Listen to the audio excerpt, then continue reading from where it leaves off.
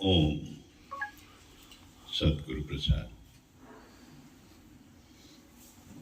शांत रहना तुम्हारा स्वाभाविक नेचर है।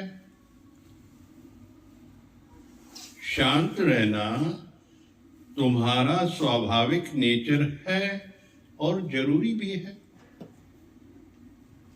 अंदर आकाश की तरह जब तुम अंदर में जाओगे तो ना कोई थॉट, ना कोई ख्याल आएगा, ना कुछ दिखाई देगा, ना संसार दिखेगा।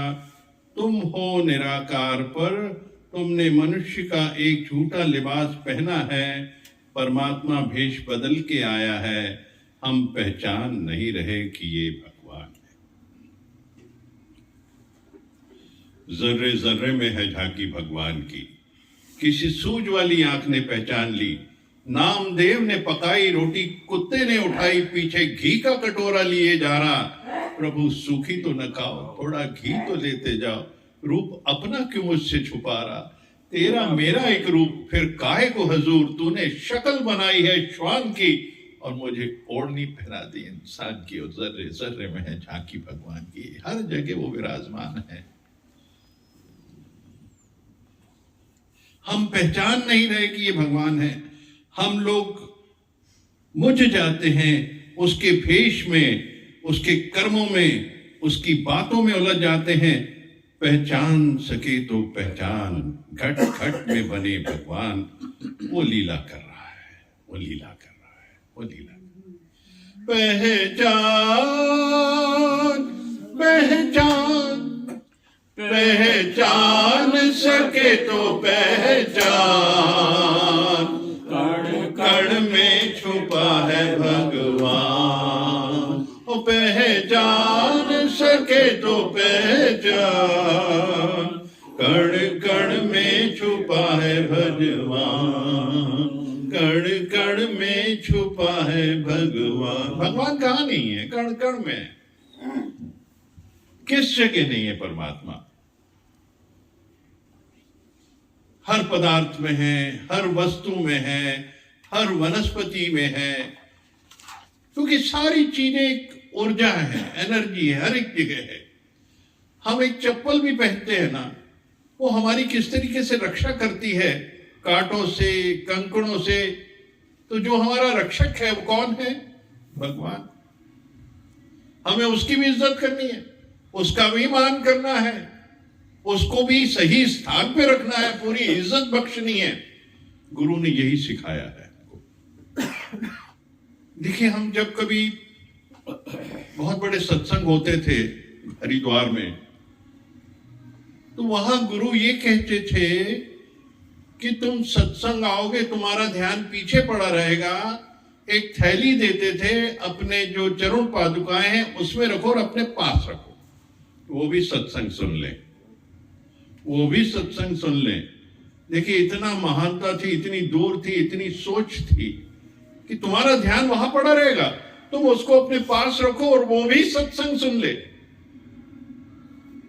आप बर्फानी बाबा में देखते होंगे, दो कबूतर बैठे रहते हैं, तो वो वहां बैठे बैठे गुरु का दर्शन करते रहते हैं।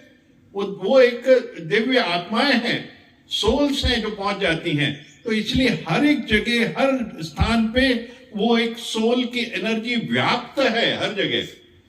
हम कहेंगे हमें नहीं देख रहा कोई, पर हमें हर जगह, हर एक आदमी देख रहा, हर जीव देख रहा है, हर पदार्थ देख रहा है।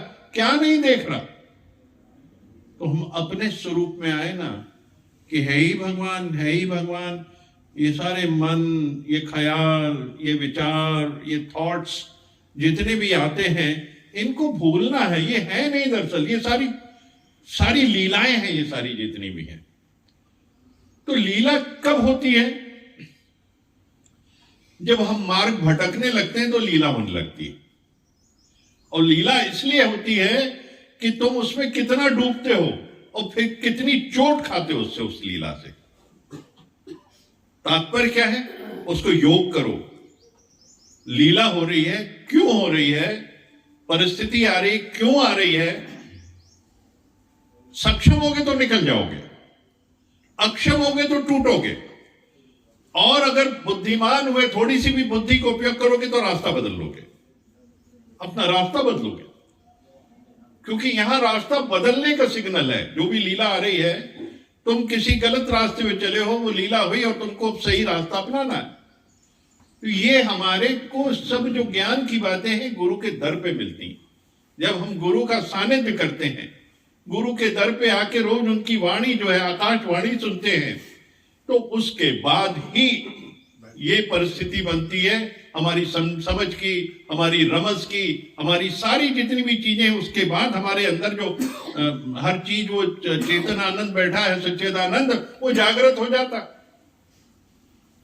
हनुमान जी को जागृत करना पड़ा कि आप 100 योजन पार कर सकते हैं, आप में तो ताकत है। ऐसी हर जीव को याद दिलाना पड़ता उसको, और याद गुरु दिलाता है, और गुरु का दर दिलाता है। गुरु के दर पे आना है, उस याद को वापस लेके आना है। तो परिस्थिति याद को वापस लाती है। कोई भी परिस्थिति होगी वो याद को वापस लाती है। उस याद से फिर आदमी अपने सही मार्ग पे चल पड़ता है। जैसे माँ बाप समझाते, नहीं बेटा ये करना है, तेरे को यहां से जाना चाहिए, शॉर्ट रूट है, इसमें से निकल जाना, तू अपना काम इस तरीके से पढ़ाई कर, सुबह 4 घंटे कर, 4 घंटे का बीच में खेल लेना। सही मार्ग दिखा दिया, माँ बाप ने सिखा दिया। माँ बाप गुरु है, माँ बाप भगवान है, उन्होंने रास्ता दिखा दिया। ऐसे गुरु हमारे जीवन में रास्ता दिखाता हमको। वो जीपीएस सिस्टम है, हमें समझना है। इसलिए दर पे आके उनकी वाणी को सुनना, ये वाणी आकाशवाणी है। दरअसल ये आपके अंदर के भावों से ही जागृत होती है। आकाशवाणी आती है, वही यहां आता है। जरूर जरूर किसी का भाव रहा होगा, समझने की कोशिश की होगी, तो हमारे यहां से प्रश्न खलास हो जाते हैं। सारे प्रश्न जब यहां से वाणी चलती है, किसी न किसी का उत्तर मिलता होता है, किसी न किसी को उत्तर मिलता होता है, वो समझ जाता है और शांति से एकाग्र होके एक तरफ चल पड़ता है। तो हम उस परम सत्ता को समझें, उस ज्योत को समझें, और हर वक्त उस ज्योत का ध्यान करें। क्योंकि ध्यान जब करते हैं हम उसका स्वरूप होते जाते हैं। हमने जो शरीर पा लिया है, वो जो लीलाएं हुई उसमें शरीर पा लिया है, जो कर्म बनाया उसकी वजह से शरीर पा लिया है।